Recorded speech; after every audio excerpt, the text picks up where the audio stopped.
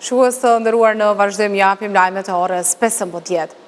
Kosova po shënon 26 vjetorin e çlirimit. Më 12 qershor të vitit 1999, trupat paqëruajtëse të udhëhequra nga NATO-ja hynë në Kosovë prej nga po largoheshin trupat serbe dhe që atëherë kjo kremtohet si dita e lirisë së Kosovës. Me rastin e 26 vjetorit të çlirimit Kosovës, kryeministri në detyrë Albin Kurti së bashku me kabinetin e tij kanë bërë homazhe në kompleksin memorial Adem Jashari në Prekaz. Përveç Prekazit, Kurti vendosi lule pranë varrit të ish presidentit historik Ibrahim Rugova dhe veprimtarit të çështjes kombëtare Adem Demaçi.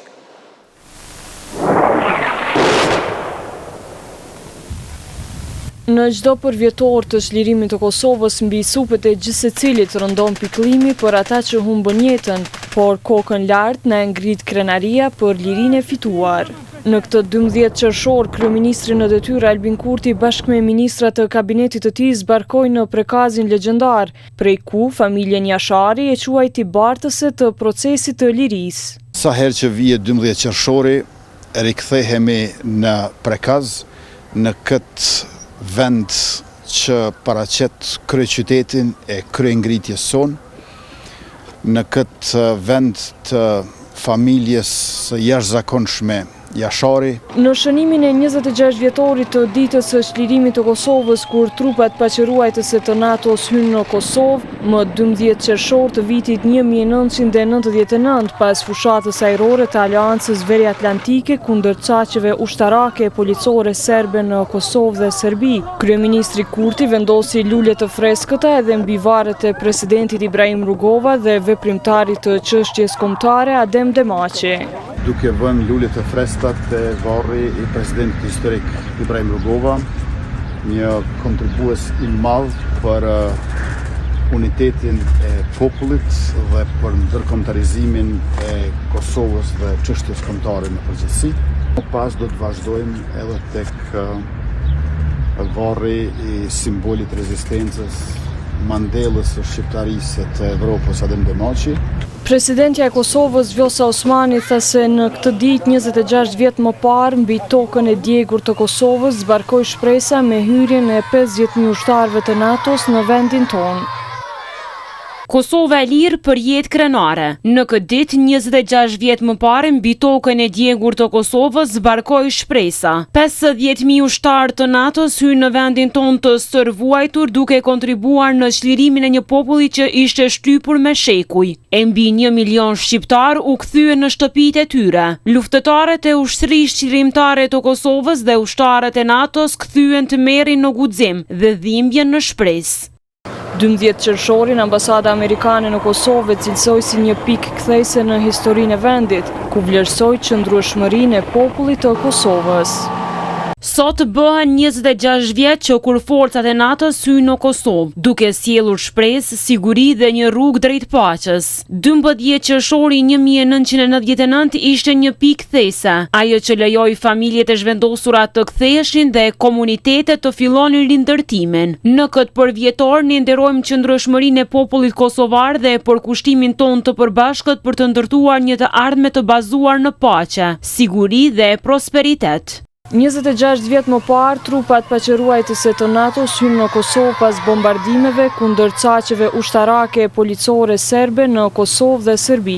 Sulmet mbi infrastrukturën serbe nisën më 24 mars dhe zgjatën deri më 10 qershor 1999. Gjatë fushatës 78 ditore, aeroplanët nga 13 shtete anëtare të NATO-s i bën 38.400 fluturime, nga të cilat në mbi 10.000 fluturime u bën bombardime. Fushata e bombardimeve ajrore ndaj Jugosllavisë u bë për ndaljen e fushatës serbe për spastrim etnik të shqiptarëve në Kosovë. Ambasada e Gjermanisë në përvjetorin e çlirimit Kosovës tha se Kosova është bërë storje suksesi e rritur në qëndrueshmëri, zhvillim dhe njohje ndërkombëtare. Në njoftim thuhet se Gjermania mbetet një nga partnerët më të ngushtë duke mbështetur rrugën e saj drejt një të ardhmeje të qëndrueshme dhe të begatë. Edhe ambasada amerikane në Kosovë tha se kjo ngjarje përbën një pikë kthese që shtroi rrugën drejt paqes dhe mundsoi kthimin e familjeve të zhvendosura. Departamenti Amerikan i Shtetit e ka përshëndetur vendimin e qeverisë Kosovës, e cila ka vendosur që të ofrojë mbrojtje të përkohshme për 50 persona nga shtetet e treta në kuadër të bashkëpunimit me shtetet e bashkuara. Kryeministri në detyri Kosovës Albin Kurti tha se qëndrimi deri në 50 persona në vend, cilët më pas do të kthehen në vendet e tyre të origjinës, do të menaxhohet dhe koordinohet nga Ministria e Punëve të Brendshme. Departamenti Amerikan i Shtetit këtë vendim e ka cilësuar si një bashkëpunim të rëndësishëm për prioritetet e administratës së presidentit Trump. Presidenti i Shqipërisë Bajram Begaj ka uruar Kosovën për ditën e çlirimit, duke thënë se Shqipëria do të jetë gjithnjë në krah të Kosovës. Ai tha se forcat e NATO-s i dhan fund një prej faqeve më turpruese të historisë moderne të njerëzimit me ndaljen e spastrimit etnik e masakrave. Begaj tha se në këtë ditë nderon luftën e UÇK-s dhe falenderon vendet aleate.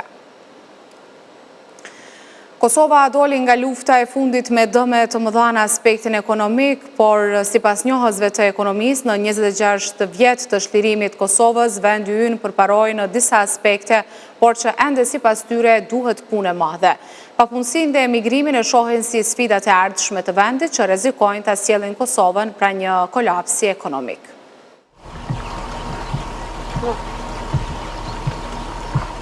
Po thuaj se gjithçka filloi nga zeroja. Në qershorin e vitit 1999, Kosova doli nga lufta me plagë të hapur, rënoja në çdo cep dhe me një të ardhme të mbështjell me pasiguri. Rrugët ishin të zbrasta, ndërtesat e shkatruara e ekonomia e paralizuar. Po thuaj se çdo gjë që kishte ekzistuar më parë ishte fshirë nga lufta dhe dhuna, duke lënë pas një popull që kishte vetëm një pasuri, vullnetin për të ndërtuar atë përsëri. Ish ministri i financave Aki Shatri tha se kjo rimëkëmbje nuk ishte as pak e lehtë për Kosovën, por që angazhimi i të gjithëve mposhti çdo sfidë që kishin para. 26 vjet, pak ma shumë se një qerek shekulli. Për aspektin optik, të thonë ka ndryshime pozitive, një jetë krejt ndryshe, një infrastrukturë, ndërtime, një gjallëni kështu në përgjithësi. Për në qoftë se vlerësohet në aspekt profesional, niveli ku kemi qenë, nevoja për me mri dikon mu afru me tjertë, spari me fqinët e pastaj me Evropën, mendoj që ka qenë një rrugë e zashme, e vështirë dhe jo mjaftueshme e suksesshme. 26 vjetë më vonë, Kosova nuk është ajo e dikurshmja. Nga një realitet i pasigur dhe me mungesë të theksuar të infrastrukturës ekonomike, vendi ka hedhur hapa të ngadalë por të qëndrueshëm drejt një sistemi ekonomik funksional. Por sipas njohësit tjetër të ekonomisë Lulzim Beqiri, pa ndihmën e ndërkombëtarëve dhe diasporës, rimëkëmbja do të kishte qenë thuajse e pamundur. Ndihma ndërkombëtare që sidomos më herë mas lufte, edhe në aspektin financiar, por edhe në aspektin e kapacitetit njerëzor, ka ndikuar jashtëzakonisht që me pas një kulturë të punës, sidomos të vendeve perëndimore që janë dëshmuar për zhvillim ekonomik, dhe kjo ka ndikuar edhe mbështetja e diasporës kosovare, e cila pothuajse është arteria kryesore e cila ka ndikuar në zhvillimin ekonomik ose në situatin që jemi tash. Megjithatë, sfidat mbeten. Papunësia, varësia nga importi, mungesa e investimeve të huaja të qëndrueshme dhe ekonomia informale janë plagë që ende kërkojnë shërim. Nuk i kemi zgjedhur problemet strukturale ekonomike, kemi probleme me punësim, na pojmë shifra kamuflojmë, por faktikisht mos të kishte qellu kjo puna e egzodit edhe liberalizimit viza na kishin pas problem tepër të madh me punësim. Ne ende valëm për importit. Pjesën më të madhe të produkteve importojmë, përderisa kemi shumë pak kompani të cilat prodhojnë në Kosovë. Kjo për faktin edhe aspektin kulturor, por edhe aspektin e mosmbështetjes nga institucionet për kompanitë prodhuese. Pastaj ikja e trullit është njëri prej faktorëve kryesor që tashmë veç po vret në Republikën e Kosovës. Sipas njohësve të fushës, përparimi më tem do të varet nga reformat ekonomike, krijimi i kushteve për investime dhe përfshirja më e madhe të rinjeve në vendin e punës. Pa formim të institucioneve të reja nuk mund të ketë sukses në dialogun Kosovë-Serbi, vlerëson politologu Albinot Maloku. Sipas tij, qeveria në detyrë nuk është transparente në këtë proces dhe njëkohësisht zyrtarët të saj nuk kanë as legjitimitet ta përfaqësojnë Kosovën në bisedimet me Serbi. Zotri Maloku, Kosova dhe Serbia ka nisur një rund të ri të bisedimeve në Bruksel, por sa mund të ketë sukses në këtë proces kur tash me dihet që në Kosovë ende nuk ka institucione të reja? Çështja por është që për këtë takimin e papritur për qytetarët e Kosovës u informuam përmes media duke ju raportuar një postimin në profilin e tij të delegorit të Serbisë Petković, dhe kjo është në vazhdim e traditës së një dialogu të fshehtë dhe jo transparent që Republika e Kosovës ish qeveria ka ditë me bën. Kjo traditë është jashtëzakonisht e dëmshme për faktin që po diskutohet për Kosovën dhe çështjet të cilat në një formë që të rreprekun edhe shtetin edhe qytetarin. Unë bazuar nga kjo, nuk është se pres shumë nga këto takime, shto pjesën e asaj që zotni Bislimi aktualisht është pa fuqi të legitimitetit të angazhimit të tij si kryenegociatori i Kosovës në këtë proces. Për rrjedhoj pritjet e mia janë, për mos me thonë hiç, janë minimale. Pra, pa institucione nuk mund të ketë shpresë për përparim këtë proces, apo jo? Kemi parasysh institucione të reja, themi. Kapaciteti me të cilin zotni Bislimi ka shkuar atje është i pa legjitimitet për të marrë obligime, dhënë premtime për jetësim obligimesh, sidomos nëse ato janë të rejat, për rrjedhoj i njëjti nuk është dashur me marrë guximin, me vepru dhe me shku në këtë takim, shto pjesën e asaj që i njëjti ose situata e njëjtë është bë jo transparente pra fshehtë. Unë nuk pres derisa të kemi misione të reja, të cilat kishin mujtë me u formu të dala pas procesit zgjedhor të nënshkurtit të vitit të rrjedhës. Është paralajmëruar edhe një takim i nivelit të lartë nga ndërmjetësi Sorensen, çka nëse Kurti merr pjesë në këtë takim, si kryeministër në detyrë? Kapacitetet e tija për të marrë obligime të reja janë po të njëjta, por janë jo legjitime. Për rrjedhoj paralajmërimet mund të jenë për në të ardhmen, dhe kjo është jashtëzakonisht e shëndetshme me shpresën që do të kemi qeveri dhe kryeministër të ri, për rrjedhoj edhe legjitimitet në çështjen e dialogut i nisur nga Bashkimi Evropian mes Kosovës dhe Serbisë. Po pse atëherë BE-ja pofton për takime palët kur e dinë që në Kosovë nuk ka institucione të reja? Kemi parasysh takimet me Bislimin, si ndara si me takimin Trepalësh. Lehtësuesi Sorensen po bën detyrën e tij, ajo është legjitim detyrën e tij. Ka plot fuqishmërinë juridike dhe ligjore në angazhimin e tij, por rrjedhoj provon të ushtrojë për punën e tij.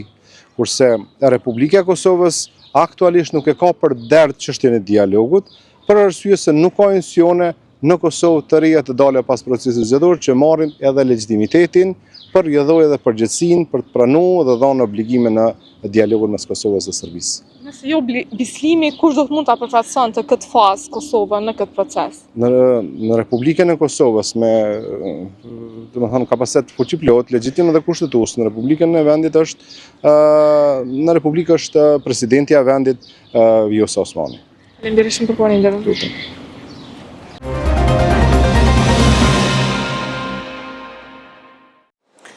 Me mbledhje komemorative është ndëruar jeta dhe vepra ish kryeministrit në ekzil Bujar Bukoshit. Në mesin e familjarëve, miqve dhe figurave institucionale, u tha se Bukoshi është një nga emrat kyç të jetës politike. Kryeministri në detyrë Albin Kurti theksoi se ai ishte mbështetës i rezistencës paqësore dhe kryengritjes së armatosur. Edhe kryetari i Akademisë së Shkencave dhe të Arteve të Kosovës, akademik Mehmet Kraja, tha se në bisedat me Bukoshin donin një Kosovë ndryshe. Në një kohë kur ajo refuzua nga shumë të tjerë, Bujar Bukoshi e mori detyrën e kryeministrit Kosovës nga presidenti Ibrahim Rugova me 12 tetor 1991. Pra, Bujar Bukoshi ishte kryeministri i parë dhe i fundit i Republikës së parë të Kosovës. Ai ishte i guximshëm në çdo situatë. Kurajoz në politikë bërje, realist në qëndrime dhe adhurues i veprimeve. Në vjeshtën e vitit 1997, ish kryeministri Bujar Bukoshi ishte përkrahës i protestave studentore të Universitetit Publikës, Prishtinës si institucion republike e vatë rezistence e që aso kohë udhëhiqej njëherë nga rektori Ejub Statovci e më pas nga rektori Zënel Kelmendi. Një nga shërbimet më të vështira që më është dashur të bëj babit tim është kjo që e bëj tani. Të flas për të në emër të familjes. Një gjë që ai do të ma lehtësonte me siguri me ndonjë shaka. I nderuar zotëri kryeministër,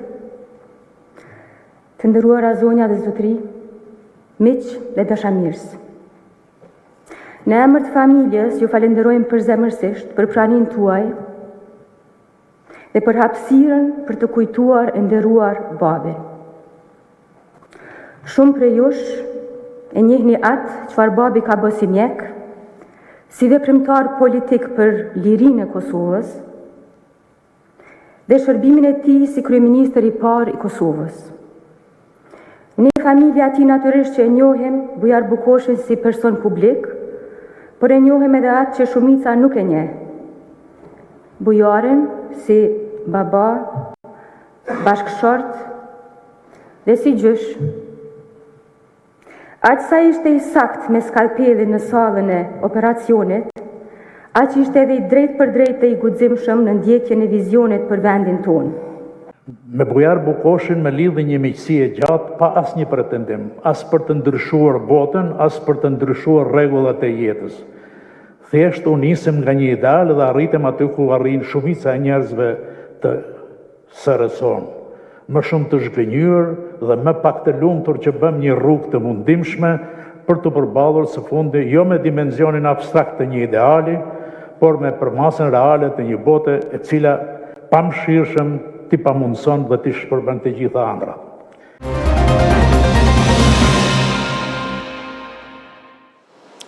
Zyrtari policor Elez Peci ka rrëfyer para trupit gjykues në ngjarjen e natës së 24 shtatorit në Banjsk, ku ishte vrarë shteri Afrim Bunjaku.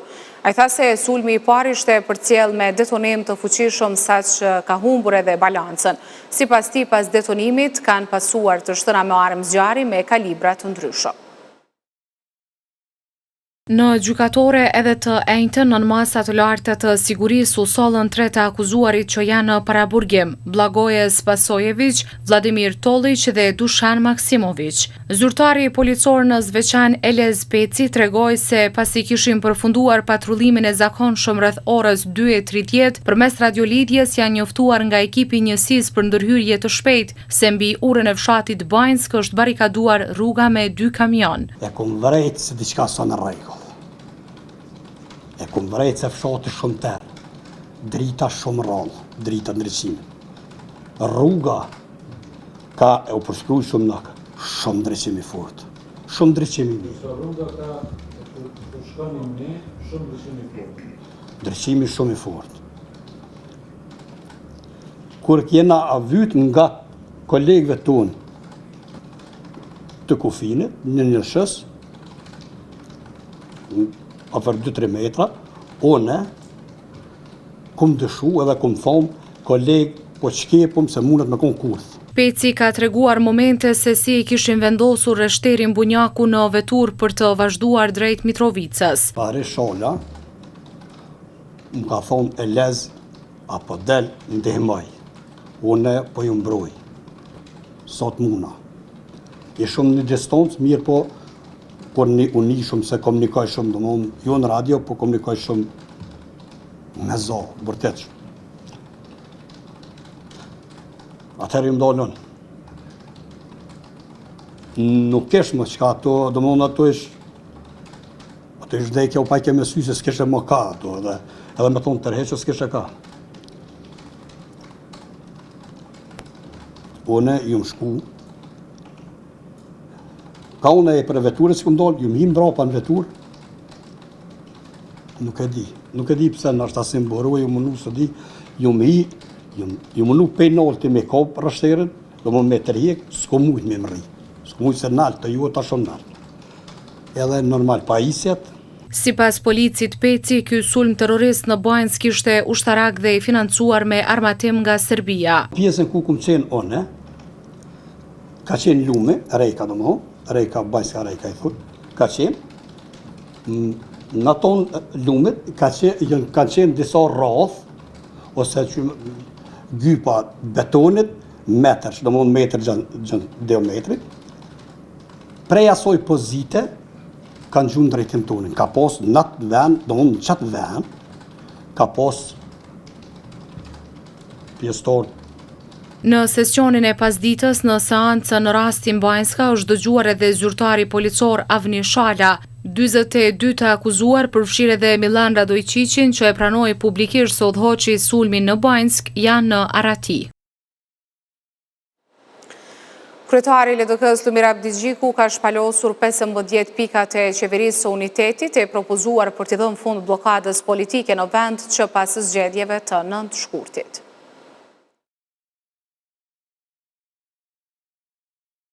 Pas 4 muajsh përplasje politike për krijimin e institucioneve të reja, kryetari i Lidhjes Demokratike Lumir Abdigjiku publikoi planin 15 pikësh për jetësimin e idesë për krijimin e qeverisë së unitetit. Abdigjiku tha se ky plan për plot argumente do ta trasojë rrugën edhe për qeverinë, e cila do të dilte pas zgjedhjeve të reja, që do të mbaheshin pas 10 muajsh. Duhet si klasë politike të konstatojmë 3 të vërteta bazike. Ato na ndihmojnë të kuptojmë vetë agjendën që do ta prezantojmë sot. E para, du të pranojmë se jemi në krizë politike. Pra jemi në krizë politike, në krizë institucionale dhe në krizë legitimiteti. Në krizë politike, sepse s'ka as përpjekjen më të vogël nga askush të ndërtojë një shumicë parlamentare, që do të sjellte në institucione legjitime të Republikës Kosovës, dhe në krizë legitimiteti, sepse nuk kemi kuvend funksional, e për më tepër nuk kemi as qeveri legjitime. Qeveria e tanishme reflekton rezultatin e para 4 viteve, pra reflekton shumicën e para 4 viteve, jo shumicën e tanishme politike pas zgjedhjeve të fundit. Ideja e Abdigjikut për një qeveri gjithëpërfshirëse u bë e njohur menjëherë pasi lëvizja vetëvendosje e ftoi LDK-n për krijimin e një koalicioni qeverisës, ndërkohë lëvizja vetëvendosje dhe kryetari i saj Albin Kurti, përveç se refuzuan idenë, akuzuan Lidhjen Demokratike se përmes qeverisë së unitetit po mendohet të bashkohet me Partinë Demokratike të Kosovës. Në anën tjetër, kryetari i Lidhjes Demokratike, Abdigjiku, tha se qytetarët duhet ta dinë se as lëvizja vetëvendosje e as partitë e opozitës nuk e kanë shumicën parlamentare, gjë e cila u kontestua nga kryetari i PDK-s Memli Krasniqi, i cili sfidon Abdigjikun. Momentin kur mungon vetëvendosja i bie që kthehemi te propozimi që kemi dhënë ne si PDK, qeveri e partive të opozitës. Numrat i kemi sepse matematika është kokëfurt. Nëse LDK i ka 19 deputet që votojnë qeverinë e opozitës të kaluar, atë numrat i kemi, sepse bëhemi 5-1. Edhe unë e marr përsipër me pas edhe 10 vota tjera nga partitë minoritare, po jo nga lista serbe. Kështu që matematika është shumë e thjeshtë. Numrat janë nëse ka vullnet. Nëse s'ka vullnet, numra s'ka kur. Ndërkohë, 2 subjektet e tjera politike, AK dhe Nisma, në bazë të deklaratave, konsistojnë se janë pro daljes nga gërshi i krijuar. Por AK-ja për dallim nga Nisma ka deklaruar se refuzon çdo bashkëpunim me lëvizjen vetëvendosje, edhe pse ka ofertë hapur për partinë e Albin Kurtit, në rast se lëvizja vetëvendosje e ndron kandidatin për kryetar të kuvendit. AK ka dhënë 3 propozime, të cilat do t'i votonte.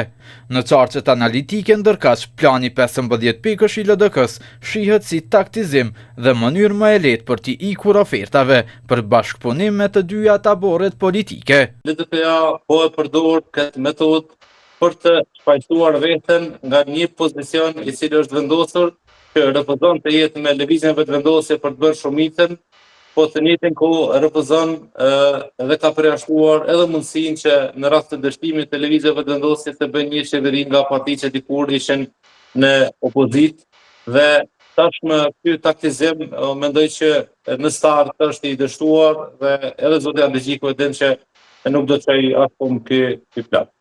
Ndryshe, të premten deputetët do të mblidhen për të 31 herë për të konstituar kuvendin.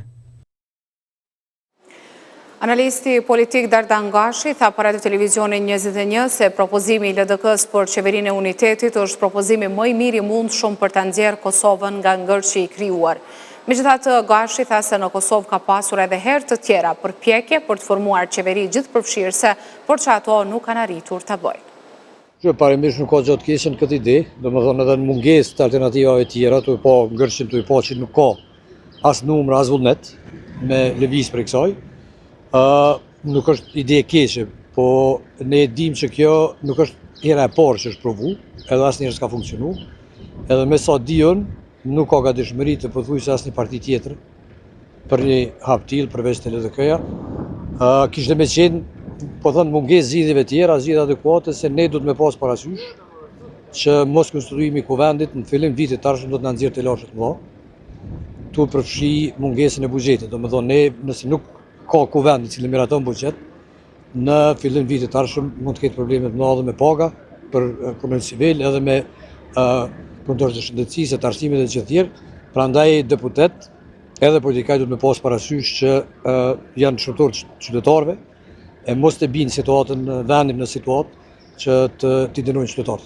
Në një situatë hipotetike ta zonë se bëhet kjo çështje, a mendoni se do të pasojë më së shumti lëvizjeve të vendosje marrë parasysh se i ka 48 deputet? Po shikon me që lëvizjeve të vendosje veç ka psu, me faktin që ka tregu që një është e paaftë dhe dy e pavullnetshme me ofru zgjidhje, domethënë paaftë me bo numra dhe e pavullnetshme me lëviz për shembull prej Albulena Aziut të një kandidat të akseptueshëm për parti tjera, domethënë gjitha parti tjera i kanë ofruar vendosje që të ndroj kandidatën këtë rast dhe do të mund zgjidhet s'paku zgjidhja për konstituimin e kuvendit, e cila kish me pas megjithatë mandej mundësi për miratim buxhetesh e emergjente ose diçka tillë. Kurse në këtë situatë që jemi, do të këtu unë besoj që qytetarët do të ndëshkojnë, edhe shpresoj që do të ndëshkojnë gjitha ato parti, po sidomos partinë e parë, e cila po e pengon krimin e institucioneve. Kush do të ishte kryeministri i kësaj qeverie të unitetit? Kohë më parë kanë dalë disa emra në publik. Pra, nuk kam ide zakonisht këto lloj qeverish vijnë njerëz që janë jo politik, më njerëz që nuk kanë qenë dhe nuk janë përfshirë në politik, shoqëri civile, ka shumë emra, mendoj se është pak hipotetike, mirë, po cili do që do të vesh do të ishte mirëseardhën, vetëm që te kalohet kjo, ne po e shohim edhe ashtu që do të kemi zgjedhjen prill, vitit të ardhshëm mars, kështu që për hir të qytetarëve duhet zgjidhet një zgjidhje deri në te kalim të situatës. Faleminderit. Ju faleminderit për vëmendje dhe mirupafshim në edicionet e radhës.